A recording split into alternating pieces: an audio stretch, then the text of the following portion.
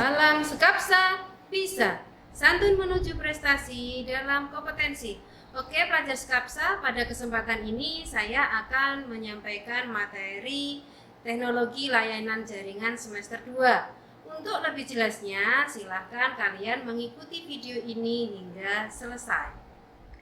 Baik anak-anakku SMK semuanya, pada kesempatan ini saya akan menyampaikan materi mata pelajaran teknologi layanan jaringan dengan pokok pembahasan firewall pada jaringan VoIP. Adapun tujuan pembelajaran dari materi ini yaitu 1. Peserta didik diharapkan mampu memahami konsep firewall dalam jaringan dengan benar. Yang kedua, peserta didik mampu memahami cara kerja firewall dengan benar. Yang ketiga, peserta didik mampu memahami konsep firewall pada jaringan VoIP dengan benar. Yang keempat, peserta didik mampu memahami arsitektur firewall pada jaringan VoIP dengan benar. Pengertian firewall. Firewall merupakan suatu cara atau mekanisme yang diterapkan baik terhadap hardware, software, ataupun suatu sistem dengan tujuan untuk melindungi sistem tersebut, baik dengan menyaring, membatasi, bahkan menolak suatu atau semua hubungan atau kegiatan suatu segmen pada jaringan pribadi dengan jaringan luar yang bukan merupakan ruang lingkupnya. Karakteristik firewall secara umum. 1. Semua jaringan komunikasi melewati firewall. Yang kedua, hanya lalu lintas resmi yang diperbolehkan oleh firewall. Ketiga, memiliki kemampuan untuk menahan jaringan internet. Karakteristik firewall dalam jaringan.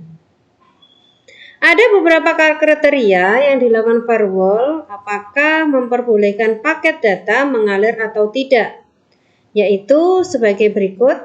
Pertama, alamat IP dari komputer sumber. Yang kedua, port TCP atau UDP sumber dari sumber. Ketiga, alamat IP dari komputer tujuan. Yang keempat, port TCP atau UDP tujuan data pada komputer tujuan. Dan terakhir, informasi dari header yang disiapkan dalam paket data. Fungsi firewall dalam jaringan. Pertama, mengontrol dan mengawasi arus paket data yang mengalir di jaringan. Firewall berfungsi juga dalam mengatur, memfilter, dan mengontrol lalu lintas data yang diizinkan untuk mengakses jaringan privat yang dilindungi. Beberapa kriteria yang dilakukan firewall apakah memperbolehkan paket data lewat atau tidak, antara lain alamat IP dari komputer sumber, kemudian port TCP UDP sumber dari sumber, berikutnya alamat IP dari komputer tujuan, berikutnya port TCP UDP tujuan data pada komputer tujuan, dan berikutnya informasi dari header yang disimpan dalam paket data. Kemudian yang terakhir, melakukan autentifikasi terhadap akses ke jaringan. Cara kerja firewall. Firewall dapat berupa perangkat keras atau perangkat lunak. Namun, cara kerja firewall optimal bila kedua jenis perangkat digabungkan. Firewall dapat menggunakan salah satu atau gabungan dari dua metode, yaitu metode packet filtering dan inspeksi stateful. Yang pertama kita bahas yaitu packet filtering. Packet filtering merupakan cara kerja firewall dengan memonitor paket yang masuk dan keluar, mengizinkan untuk lewat atau tertahan berdasarkan alamat internet, protokol atau IP. protokol dan portnya.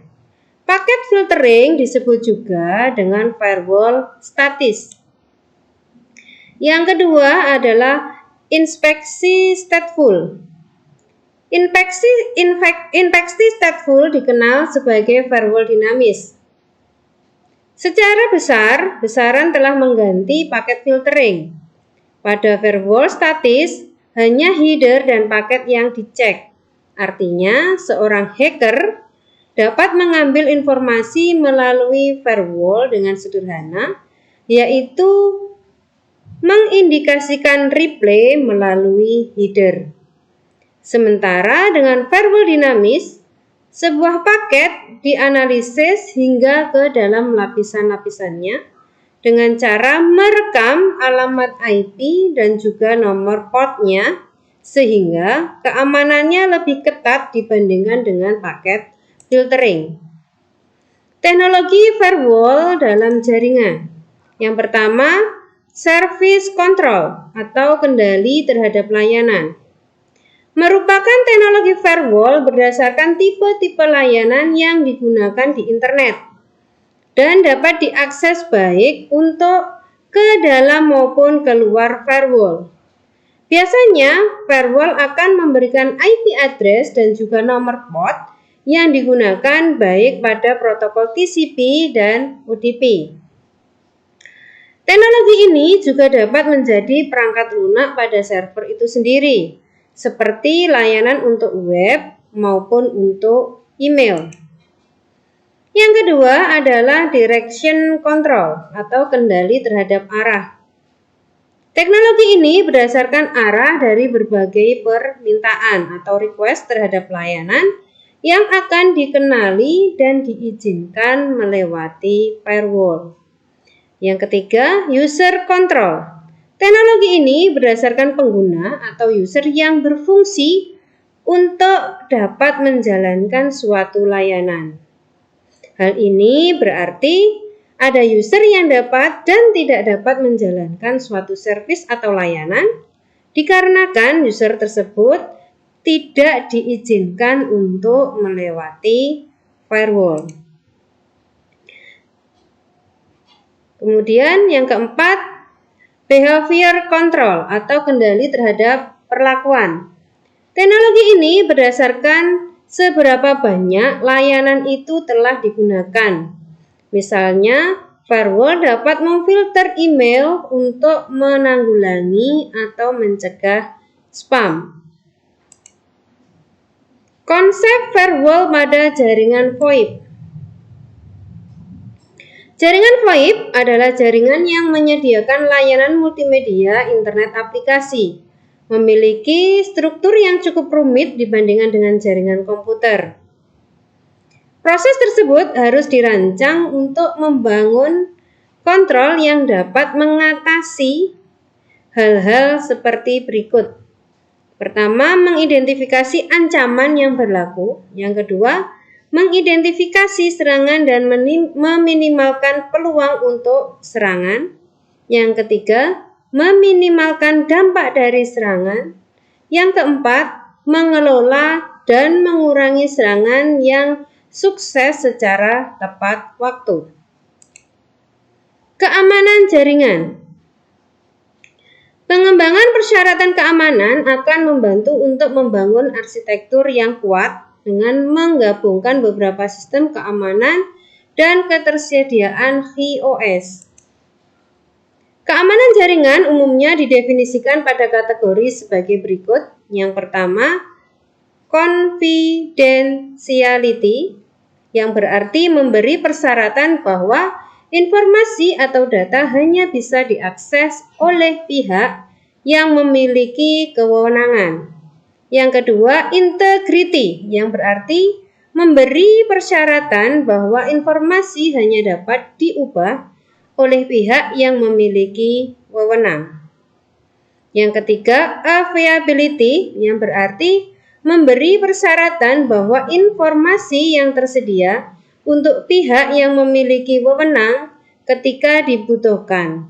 Yang keempat, autentifikasi, yaitu memberi persyaratan bahwa pengiriman suatu informasi dapat didefinisikan dengan benar dan ada jaminan bahwa identitas yang didapatkan tidak palsu.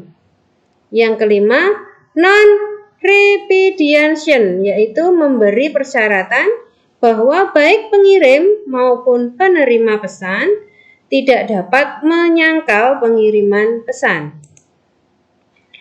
Arsitektur firewall pada jaringan VoIP ditinjau dari arsitekturnya mencakupi satu network segmentation.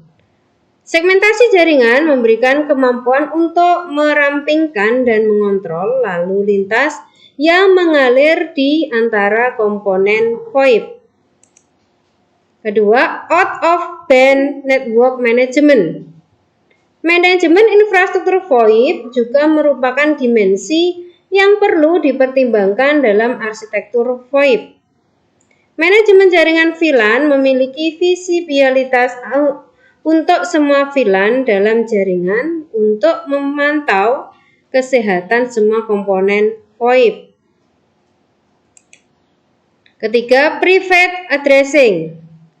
Private addressing digunakan sebagai mekanisme lain untuk melindungi terhadap serangan eksternal. Demikian materi ini sudah saya sampaikan. Saya akan menampilkan tugas di slide PPT ini. Silahkan kalian kerjakan. Lalu silahkan kalian kumpulkan tugas berikut ini ke Google Classroom kalian masing-masing. Tetap semangat. Sampai ketemu di video berikutnya. Baiklah pelajar Skapsa, demikian materi tentang teknologi layanan jaringan sudah saya sampaikan. Untuk pengumpulan tugas, silakan kalian kumpulkan di Google Classroom kalian masing-masing. Jangan lupa like dan komen untuk mendukung program ini. Klik subscribe dan tekan tombol lonceng supaya tidak ketinggalan informasi. Dan share jika menurut kalian video ini bermanfaat untuk orang lain. Sampai jumpa di video selanjutnya. Salam Skapsa bisa, sekolah berbudaya industri berkarakter wirausaha menjadi idola sekediri raya.